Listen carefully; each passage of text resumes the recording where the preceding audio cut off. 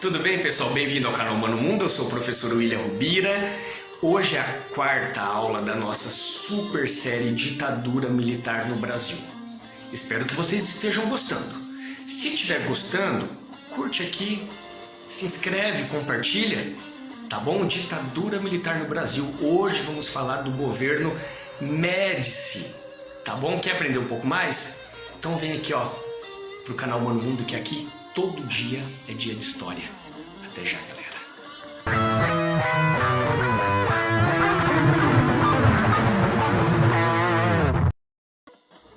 Tudo bem, pessoal? Bem-vindo ao canal Mano Mundo. Eu sou o professor William Rubira e, como eu tinha dito há pouco, hoje é a quarta aula da nossa super série Ditadura Militar no Brasil. Tá? Então, só para contextualizar, hoje nós vamos falar do governo do general Emílio Garrastazu Médici. Nós vamos falar Médici, mas só para contextualizar, na aula passada eu tinha falado sobre o Costa e Silva e ele teve uma trombose cerebral, tá? E o grande escalão, né, dos militares, eles não aceitaram que o Pedro Aleixo, que era o vice do Costa e Silva, assumisse a vice-presidência, porque ele era um advogado civil e ainda por cima contra a ditadura militar, ok? Então ele não foi aceito. Então os militares, eles criam então ali uma junta militar para governar o Brasil por pelo menos 2 meses, ok? E aí, gente, no dia 30 de outubro de 69, então o Médici acabou sendo eleito o presidente do Brasil. De novo, vou fazer a mesma piada boba. Ele foi eleito, mas ele não tinha um concorrente, tá bom? Ele foi escolhido, então, pelos parlamentares do Arena, que era o partido pró-governo. Então, só para vocês terem uma ideia, o MDB, como era minoria, não havia possibilidade de ganhar, eles, em protesto, eles saíram, então, da votação.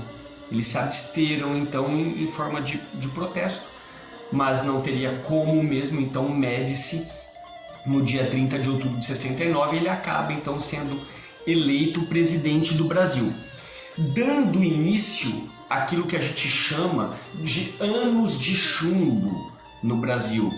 Então, o que é esses anos de chumbo? A violência, a repressão, ela chega no auge, ela chega no limite mesmo. Qualquer pessoa que se opusesse ao governo, ele já poderia ser perseguido politicamente, ele podia ser preso, ele poderia ser demitido. Então, agora, eu já tinha dito isso na aula passada, com o Costa e Silva, a máscara já havia caído. Então, aí eles ainda tentavam disfarçar um pouquinho a ditadura militar. Já no governo Médici não tem nada de disfarce, é ditadura militar escancarada. E nesse momento o governo, ele tenta esconder da população todas as atrocidades que estavam sendo cometidas contra opositores, né? Então, assim, o governo, ele acaba impondo uma censura prévia a todos os meios de comunicação. Então imagina, aqui é um jornal. Não, aqui, olha, é meu escritório, eu estou gravando um vídeo. Ia ter alguém do exército aqui na porta, vendo o que eu estava fazendo, o que eu estava falando. Para saber, depois ele ia falar se eu poderia publicar esse vídeo ou não. Então, desta forma, a maior parte da população acaba ficando cega diante daquelas atrocidades. Não é à toa que nós temos hoje milhares de negacionistas. A palavra está na moda hoje, né? Eu não devia usar essas palavras, mas enfim, é por isso que nós temos tantos negacionistas da ditadura militar nos dias de hoje. Porque o governo, ele, com essa censura prévia, a maior parte da população nem ficou sabendo do que estava acontecendo, ok? E com toda essa repressão, com toda essa censura, com toda essa perseguição, mortes, grupos de esquerda, então eles partem para uma luta armada. Isso mesmo. Então esses grupos opositores, gente, olha só, Cuba já tinha passado pela Revolução. Então, o mundo todo estava de olho no que tinha acontecido. Então, eles serviam como que de exemplo de uma luta de uma minoria de esquerda contra as oligarquias, né? Então, esses grupos armados, eles passam então a fazer o quê? Assaltar bancos para poder financiar essa luta armada.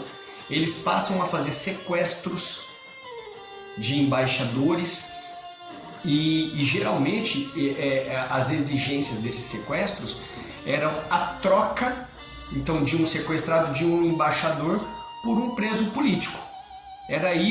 Este era o sistema deles. Então, dentre os nomes mais famosos dessas guerrilhas, podemos citar o Carlos Marighella, que eu quero fazer um vídeo dele, só dele, e o Carlos Lamarca. Então, eu quero poder fazer vídeo dos dois, tá bom? Então, Marighella, ele era um ex-deputado comunista, eles foram mortos, tá bom? Então, realmente, a repressão foi pesadíssima. Só um detalhe, só para lembrar, gente, o Brasil, ele já tinha assinado também a Declaração dos Direitos Humanos, tá? Que lá no artigo 5º dizia, olha, que ninguém poderia ser submetido à tortura, castigo cruel. O Brasil já tinha assinado tudo isso, mas lembrando que os atos institucionais, eles poderiam até se sobrepor à Constituição brasileira. Então estava vigente o AI-5, o mais pesado dos atos institucionais.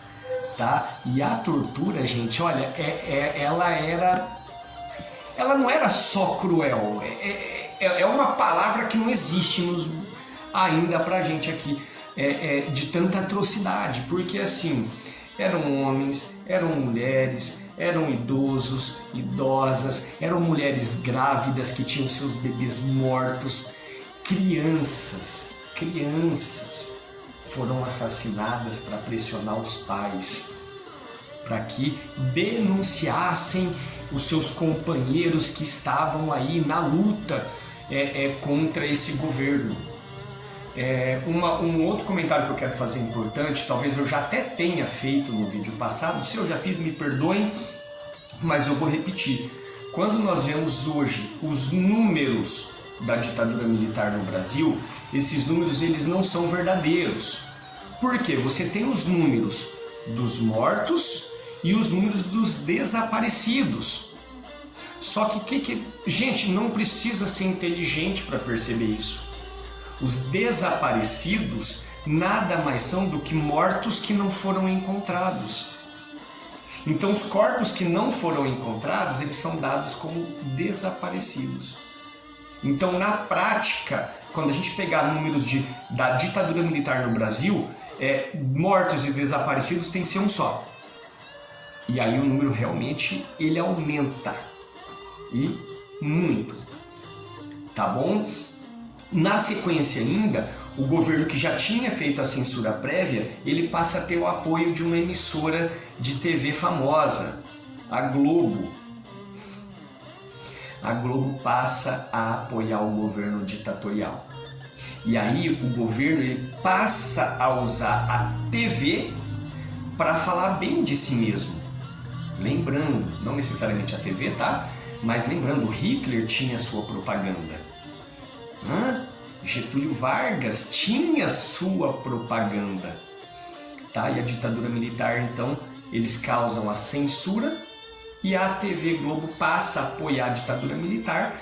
Então a TV ela passa a mostrar para a população que o Brasil estava crescendo, que o governo era bom. E a Globo realmente ela já era naquela época a TV de maior expressão no Brasil. Tá? E aí o governo lança o slogan, né? Brasil, ame-o ou deixe-o. Né? Eram coisas bonitas, aquela marchinha, eu te amo meu Brasil, eu te amo. Ela fala tanto de Deus, e fala das mulatas, e fala... É isso que a TV ela mostrava para a população.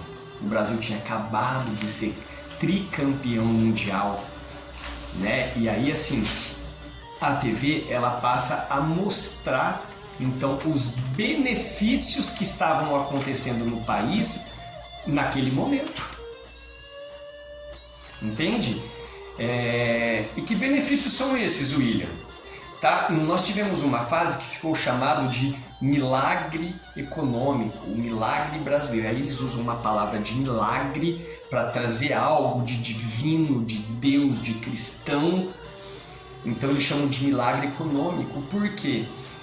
Grandes projetos do governo de integração nacional estavam acontecendo. A economia estava crescendo.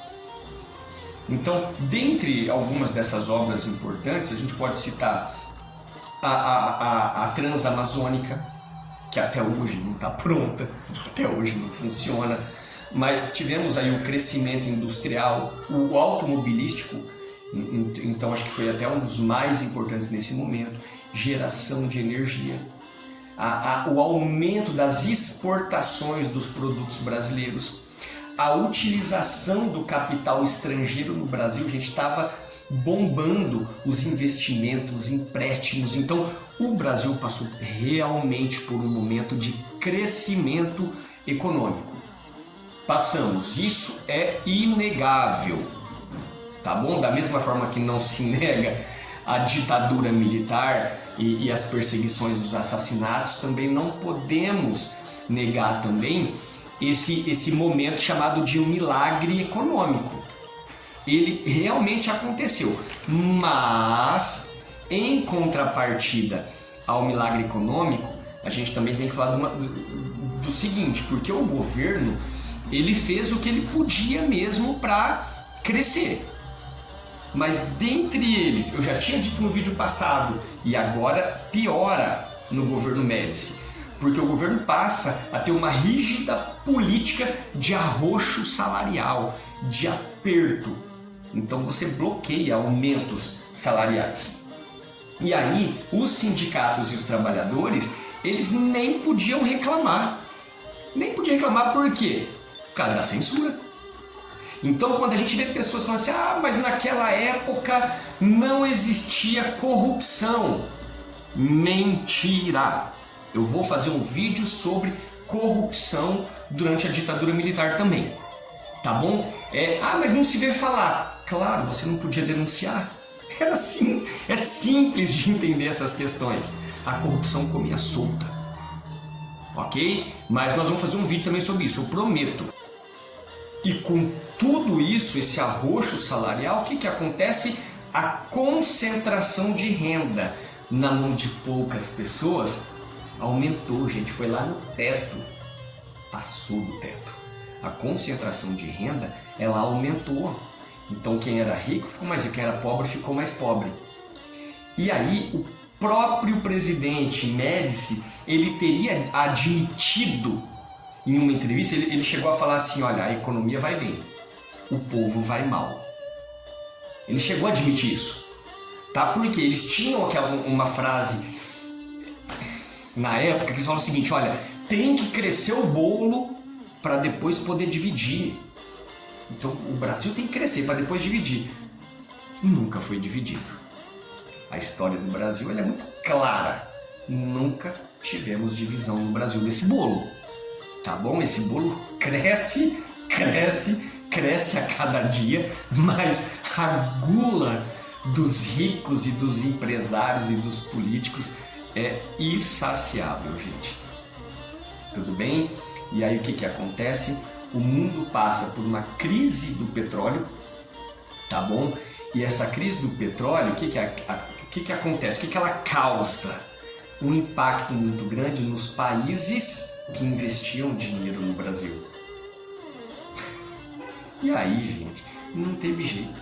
Essa crise do petróleo, ela fez diminuir então essa entrada de capital e o Brasil afunda em uma crise severa. E aí o governo Médici, eles perdem o seu principal argumento para a ditadura militar. Porque eles argumentavam que o Brasil estava crescendo, que estava passando por um milagre econômico. Então, para algumas pessoas, tá bom, tem uma censura, tem uma perseguição, alguns assassinatos, mas o país está crescendo. Acaba esse argumento. E aí o Brasil começa a abrir o olho. Mas esse vai ser tema para a próxima aula. Gente, eu vou ficando por aqui. Eu espero que vocês tenham gostado dessa aula, que vocês tenham compreendido. Eu queria deixar uma coisa bem clara para vocês aqui, tá bom, gente? Não tem problema se você não concordar com algo que eu disse aqui, tá bom? Isso aqui é um canal de respeito. Eu me baseio nos livros. Mas se por um acaso alguém não concordar, não tem problema, manda uma mensagem aqui, a gente tenta trocar aquela ideia, tenta bater papo, tá bom? Acho que dessa forma a gente cresce junto. Combinado? Galerinha, eu vou ficando por aqui. Virão outros vídeos ainda da ditadura militar, tá bom? Já estou preparando outros, tá bom? Fico por aqui. Galerinha, como eu falo sempre em todos os vídeos, só para quem chegou até o final do vídeo, se você gostou do vídeo, eu vou pedir para você curtir. Se você gostou, eu vou pedir para você se inscrever. Se você gostou muito, eu vou pedir para você compartilhar, tá bom? Então, galera, eu fico por aqui. Não se esqueçam, galera, canal Mano Mundo, todo dia é dia de história. Até a próxima aula. Vocês são 10. Tchau, tchau.